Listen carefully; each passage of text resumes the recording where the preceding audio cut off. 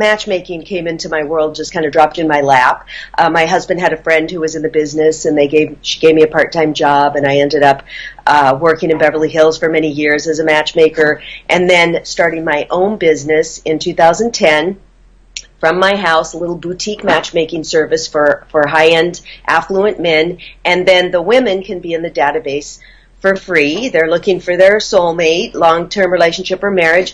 I partnered with my wonderful business partner, Fred Lee Antosh, in 2011. She's in San Diego, and she does the memberships and contracts, and then I do the matching. So we're a fabulous team.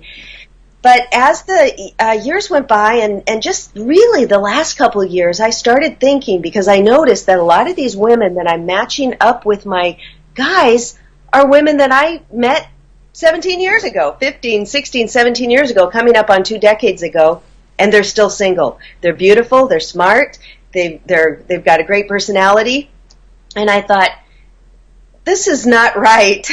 Here they're coming up on 50, 60 years old, and they want a soulmate, and it's not working somehow. Maybe they're in a relationship for 6 months or a year, but then it breaks up, and they must have gone on hundreds of dates over the years. And so I thought, why is this?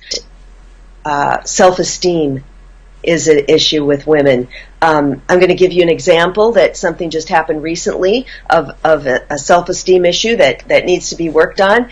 I was talking to a beautiful woman who was going to be in my database. She said, we were talking about the dating she's been doing lately. She's online, which is great, and she met a guy who she was going to go out with in 2 days.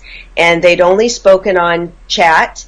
I don't know if they'd spoken on the phone, but immediately he sent her a dick pic, a photo of his penis, right? He text that on over, And I said, whoa, whoa, back up, wait. And I said, you're going to go on the date? And she said, well, I kind of didn't feel like it, but yeah, I don't want to be alone on a Friday night. And I'm like, what are you thinking? I mean, this guy, that his judgment, that he's doing this, and you have a son, and you wouldn't want him to be around.